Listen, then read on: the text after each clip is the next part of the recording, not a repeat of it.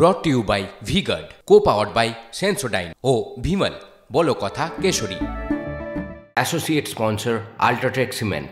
অন্যদিকে আলিপুরদুয়ার পুরসভার 5 নম্বর ওয়ার্ডে জলাভূমি দখল করে ভরাটের অভিযোগ উঠছে। স্থানীয় বাসিন্দা এবং স্বেচ্ছাসেবী একাধিক সংগঠনের অভিযোগ, জলাভূমির চরিত্র বদলে বাস্তুভূমি করা হচ্ছে। এও অভিযোগ, জলাভূমি ভরাটে মদত রয়েছে পুর কর্তৃপক্ষের একাংশের।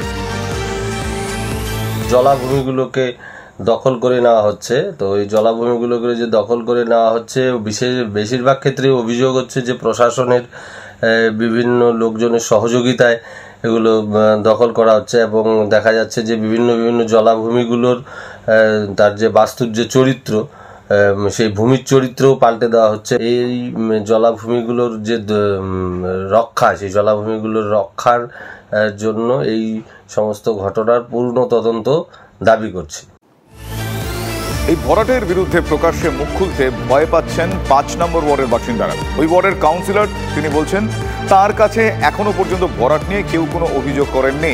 পুরসভার চেয়ারম্যানও জানিয়েছেন যে ভরাট নিয়ে কোনো অভিযোগ পুরসভায় জমা এখনো পড়েনি, তবে অভিযোগ হলে পুরসভা আইনি পদক্ষেপ করবে বলেও তিনি জানিয়েছেন। আমাদের কাছে কোনো কমপ্লেন এখনো আসেনি বা কেউ রিটেন কমপ্লেনও আমাদের দেয়নি, বা পৌরসভাতে যদি দেয় চেয়ারম্যানের কাছে বা অ্যাজ এ কাউন্সিলর হিসেবে যদি আমার কাছে যদি দেয়, অবশ্যই আমরা পৌরসভার থেকে আমরা সার্ভে করে নিয়ে যেটা পদক্ষেপ করার অবশ্যই নেব। কারণ আমার যে 5 নম্বর ওয়ার্ডটা সেটা খুবই অধ্যুষিত, যে বর্ষার জলে এখানে বন্যা কবলিত এলাকা, এটা অবশ্যই এটাকে আমরা একদম গুরুত্ব সহকারেই দেখব। পৌরসভার যে চেয়ারম্যান তিনি অন্ধ ধৃতরাষ্ট্রের মতো সব কিছু দেখেও না দেখার ভান করে চলছেন। যেখানে আমাদের আলিপুরদুয়ার পৌরসভার ডাম্পিং গ্রাউন্ড নিয়ে এত ঢাকঢোল পেটানো হলো যে ডাম্পিং গ্রাউন্ড চালু হয়ে গেছে, তাহলে ডাম্পিং গ্রাউন্ড যেখানে চালু হয়ে গেছে তাহলে সেই জলাভূমি কেন ভরাট করছে পৌরসভার গাড়ি দিয়ে? এখানে বড় প্রশ্ন। দীর্ঘদিন থেকেই এটা ঘটনা যে আলিপুরদুয়ারে জলাভূমিগুলো জবরদখল হচ্ছে। বেশ কিছু ক্ষেত্রে আটকানো সম্ভব হলেও অধিকাংশ জলাভূমি কিন্তু প্রায় জবরদখল হয়ে গেছে। ফলে এই জায়গায় আমার মনে হয় সবাইকে এগিয়ে আসা উচিত।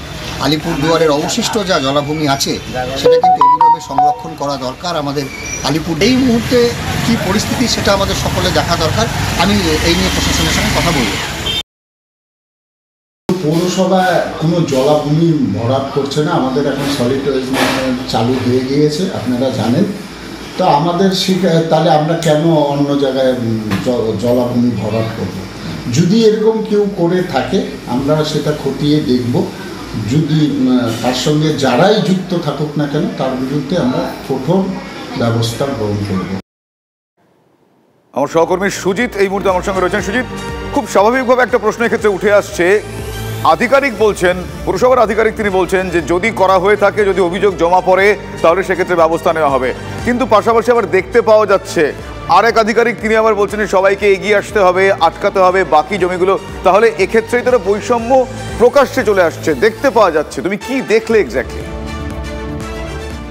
বিষয়টি হচ্ছে আলিপুরদুয়ারের পুরো এলাকার প্রায় 20টির উপর জলাভূমি ছিল, কিন্তু পুরসভা যখন তদন্তে নামে দেখা যায় মাত্র 7খানা জলাভূমি রয়েছে।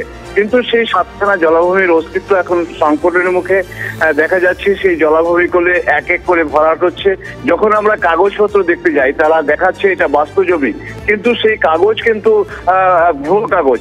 ফলে স্বাভাবিকভাবেই পুরসভার মদত নিয়ে, চেয়ারম্যান বা কাউন্সিলরের মদত নিয়ে এক শ্রেণীর প্রভাবশালী লোকজন কিন্তু এই ঘটনা ঘটেছে। কিন্তু তারপর সুজিত, এক্ষেত্রে তারপর তারা বলছেন যে পরিস্থিতি তারা সামলাবেন, তারা এই জিনিস যাতে আর না ঘটে তার জন্য পদক্ষেপ করবেন।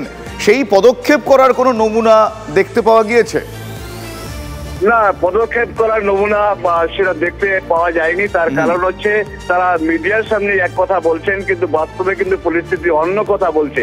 আমরা ওই এলাকার বিভিন্ন জলাভূমিগুলো দেখতে গিয়েছিলাম, কি দেখা যাচ্ছে যারা ভরাট করছে তারাই শাসক দলের একজন, এবং যে ভরাট করার জন্য বাস্তু জমি খতিয়ান তৈরি করে নিয়ে আসছে, এবং সে জেলা পরিষদের একজন কর্মাধ্যক্ষ, তিনি কলকাতার নবান্ন থেকে ভুয়ো কাগজপত্র তৈরি করে এনে তাদেরকে দিচ্ছেন। স্বাভাবিকভাবেই তারা কাগজ দেখাচ্ছে, সেই কাগজ ভুয়ো কাগজ। স্বাভাবিকভাবে পুরসভা কিন্তু কোনো পদক্ষেপই নিতে পারছেন না। আমরা কথা বলেছিলাম একজন নেতৃত্বের সঙ্গে, তিনি জানিয়েছেন পুরসভার চেয়ারম্যান হচ্ছে অন্ধ ধৃতরাষ্ট্র। স্বাভাবিকভাবেই তিনি দেখছেন, কিন্তু তার কিছু করার নেই। বুঝতে পেরেছি সুজিত, বুঝতে পেরেছি, অনেক ধন্যবাদ। আসলে এক্ষেত্রে তার মানে সর্ষের মধ্যেই ভূত কথায় বলে, সেই সর্ষের মধ্যেই ভূত, মানে পরিস্থিতি সেরকমটাই। তার কারণ উপর মহলের মদত না থাকলে এভাবে অবাধে এই ঘটনা ঘটতে পারে না। আমাদের সহকর্মী, আমরা সেই খবর আপনাদের দেখিয়েছি, সেই খবর আমার সহকর্মী সুজিত করেছেন।